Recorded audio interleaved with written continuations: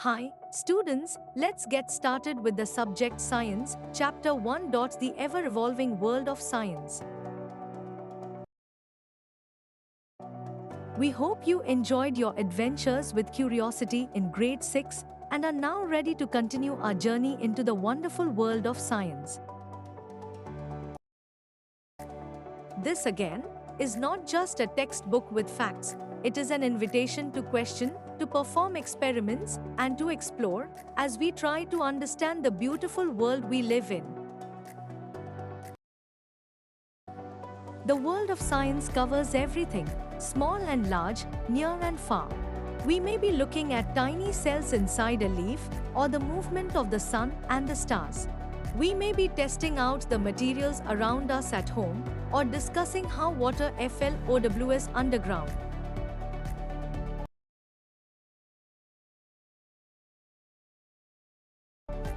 As you go through the chapters in this book, you will start new adventures that challenge your thinking, expand your knowledge, and help you become an explorer, making small discoveries for yourself.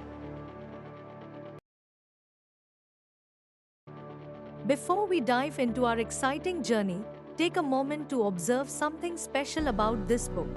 Look at the page numbers. They follow the playful flight of a butterfly and the soaring of a paper plane. As a butterfly flutters freely and a paper plane flies into the sky, learning takes flight when curiosity leads the way. Did you know that something as simple as a paper plane inspired real scientific sea explorations of flight? From early inventors studying bird wings to modern engineers designing aircraft, the dream of flying started with simple observations and experiments.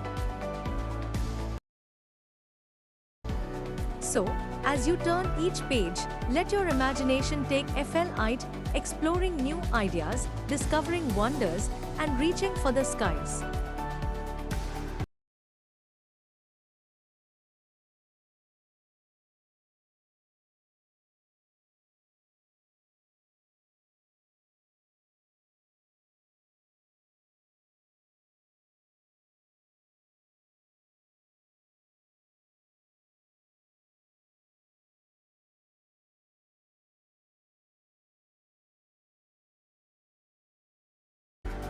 In grade 7, we will try to ask deeper questions.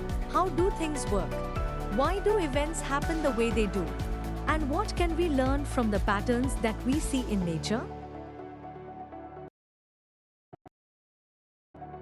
To do this, we have to step out of this book, step out of the classroom perhaps, and experience the world through activities and experiments.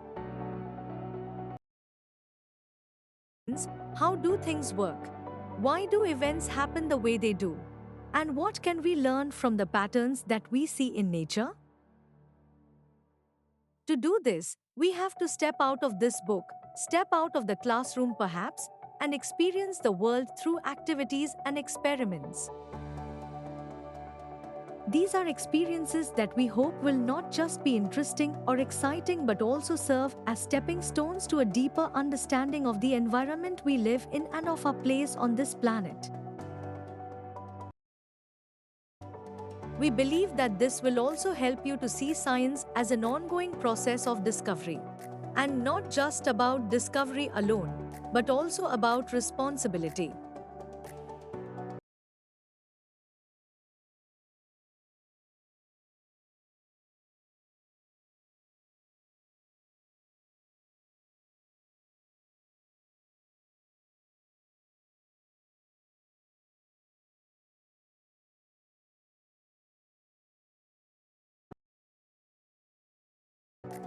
You will, we hope, also see the role that science can play in addressing environmental challenges and help in creating a more sustainable world.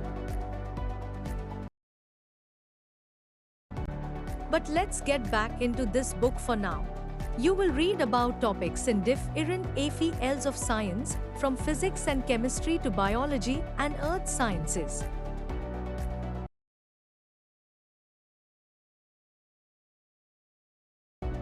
But let's get back into this book for now. You will read about topics in different fields of science, from physics and chemistry to biology and earth sciences. While they might appear as different chapters, just as we had said in grade 6, they are all interconnected. Scientific ideas in one area often inspire discoveries in another, or at least allow us to ask questions in another area.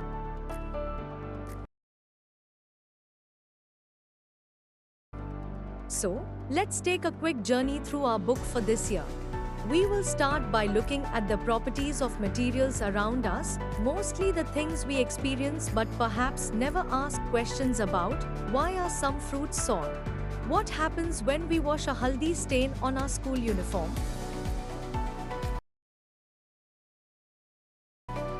We then move on and play with some electric batteries, lamps and wires to try to find other kinds of properties of materials. What kind of materials do we need to make a lamp glow? This will lead us to classifying materials based on their properties, and we will enter the world of metals and non-metals. We know from our experience that a torch battery runs out eventually and can't be used again. We'll explore what kind of changes happen around us. Some changes can be reversed and others cannot be reversed.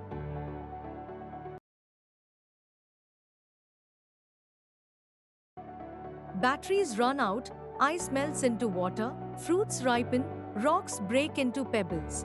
What kind of changes are these? Some of these happen, or happen faster, when things are heated. We will look at how heat flows, whether it is the melting of an ice cube in a glass or the melting of a glacier. Water is, of course, everywhere, and with the heat from the sun, it evaporates from the seas and falls as rain, perhaps trickling down into the ground, somewhere far away. However, it isn't just changes in materials around us that we see, or the hidden changes in water that we do not see. As we are growing, our bodies are changing as well. Especially around the middle school years, our bodies are changing rapidly. Why? Not just as humans, there are life processes that are essential to all animals for their survival. To grow, we have to eat and breathe, blood has to circulate the nutrients from the food all over the body and so on. But why animals alone? Don't plants also need food to grow? How do they get their food? Do they also breathe? How? Over the time that life has evolved on our planet Earth, it has figured out how to do this in a beautiful and carefully balanced way. But what is time? The clock on the wall or a wristwatch tells us the time and how it passes. We get prepared to go to school in the morning and are ready to sleep at night, but have you thought about how we measure time? And how fast does something happen? Long before the age of electric clocks and digital watches, early humans observed the shadows of objects in the sun and used the position of the shadows to tell the time. Light and shadows are not just useful for shadow puppets or to tell the time. Naturally, light helps us see, and today, we've developed a lot of ways to generate light, so we can read a book at night, even when the sun doesn't shine. But, more importantly, asking questions about the nature of light has given us a very deep understanding of the universe we live in. While we'll perhaps learn about it only later, light and shadows are not just limited to things around us at home. Even the Earth and the Moon can cast shadows, leading to the fascinating phenomena of eclipses. And of course, we have day and night that depend on receiving light from the sun. To understand all of this, we need to know how the Earth rotates around its axis, how the Moon goes around the Earth, and the Earth around the Sun, and the consequences of these movements on life on our beautiful planet. While all this might have your head spinning, think about it. Isn't it amazing that we humans can wonder about the wonderful world we live in? In the chapters that follow, you'll also make simple observations and do fun experiments and dive into topics that need careful thinking. Each chapter builds on what you already know and encourages you to ask questions, explore, do hands-on experiments, and think like a scientist. As you will find out, even those experiments that seem to confirm what we think will happen might lead to some additional questions that might need more experiments and more questions.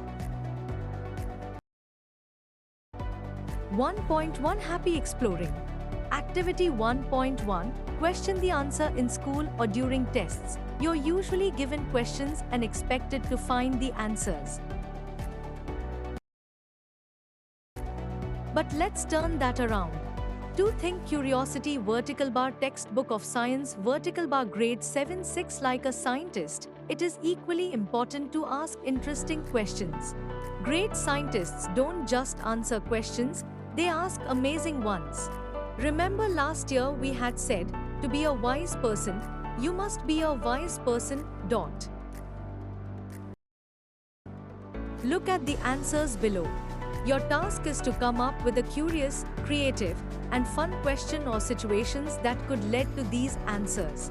There are never any wrong questions, so let your imagination run wild.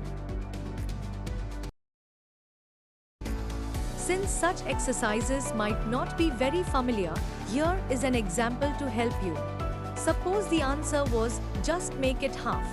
What all could this be a response to? Well, it could range from, how do we ensure getting equal shares of cake? To, my essay is too long, or, I can't fit this in the envelope, or even, I cannot dance to such a long song. All very different. So, let's see what kind of creative questions you can ask. Thanks for watching.